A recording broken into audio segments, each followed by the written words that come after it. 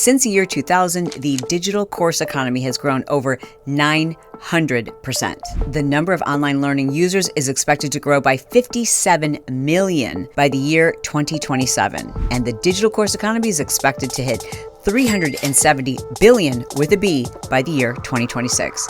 So you, my friend, are probably considering creating your own digital course. You need to hear these very important things, these big mistakes that people are making when they create their first digital course so that you don't make these mistakes. Hey, my name is Chalene Johnson. Welcome to the show. As you probably know, I started creating digital courses in 2011, and it has been just an incredible source of income. We've created a program called Smart Success, Marketing Impact Academy, InstaClubHub for those of you who are interested in learning how to grow and scale and make money online selling your digital courses. I highly recommend InstaClubHub. That's what I do with my co-host, Brock Johnson. But we have helped so many other people create their own online courses. I love online courses. I've learned way more doing online courses than I ever did.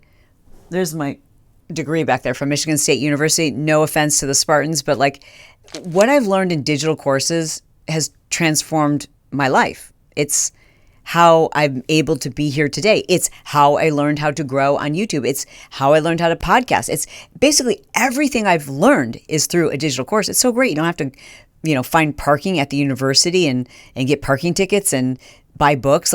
Digital courses are the wave of the future, and so many people now are recognizing that this can be an additional stream, if not your primary stream of income.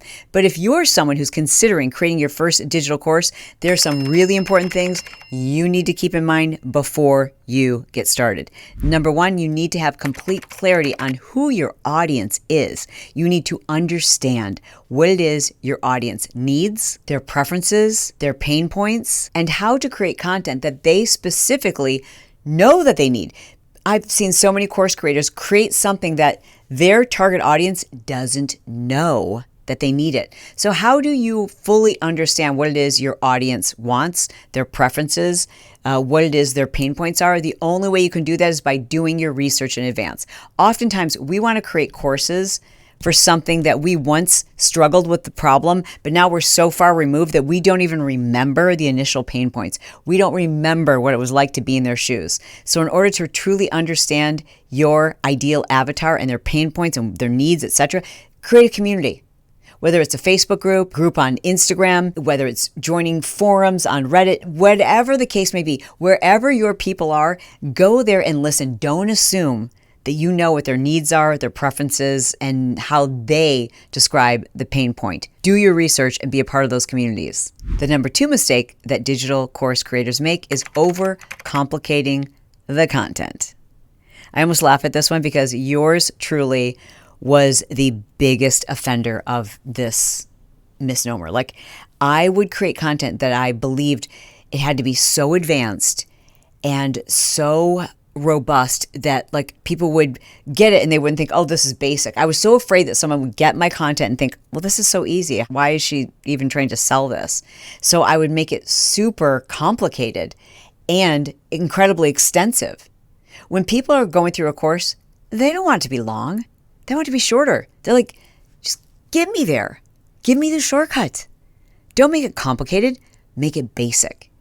Originally, my course content, I would have all these modules, and each module would be an hour long each, dozens and dozens and dozens and dozens of hour long each modules.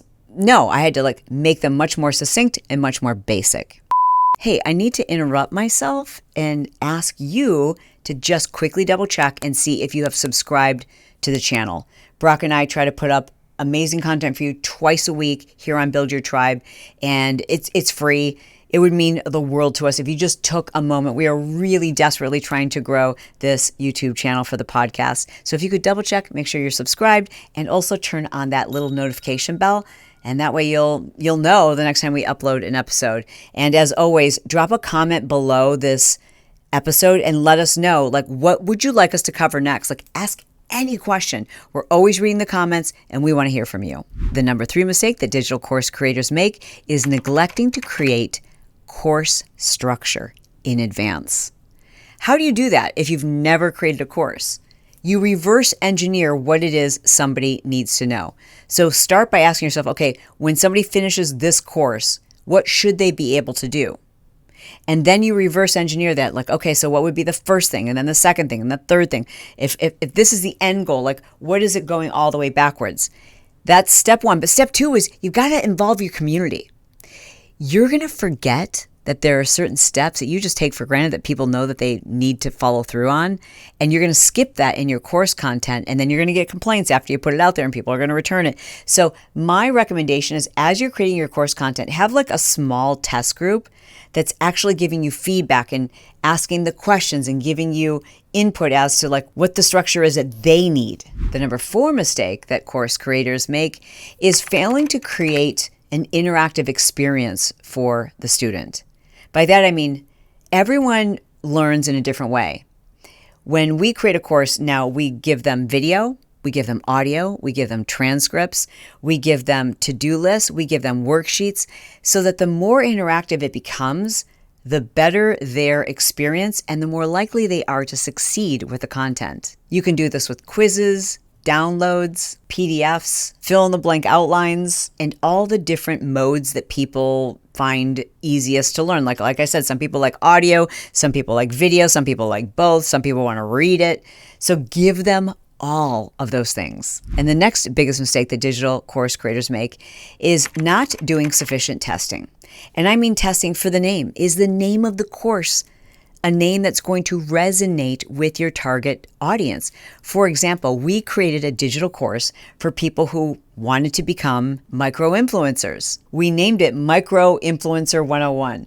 And we could not figure out why this incredible course was not selling to people. We did some polling with our audience after the fact and learned that our audience didn't resonate with the word influencer. It had a negative connotation with them. The word that they resonated with was brand deals. Like they wanted to learn how to do brand deals. They wanted to learn how to partner with brands, which is basically what an influencer does, but it's semantics. So we didn't test the name in advance. And had we done so, we would have had much better sales out of the gate. By the way, it's a great course and I will link to it below in our show notes. But testing should be done on everything. Your price point, how long the course should be, what the course should promise. Like, what is the outcome of the course? If I finish your course, what can I expect to happen? How long should the lessons be? What format should the lessons be? Maybe they don't want video. Maybe video is distracting. Maybe they just want audio. All of these things should never be decisions that you make by yourself in a test tube. Like if you have 3 people in your audience, you have a test group. You have a community. Ask them for their input. Let them become co-creators.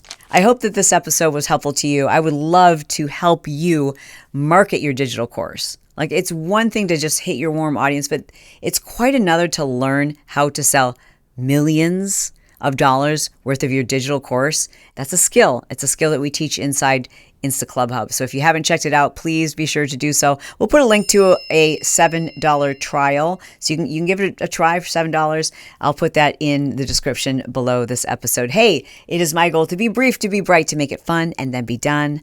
Ladies and gentlemen, we're done. Thanks for being here. We didn't test the name in advance. See that bug?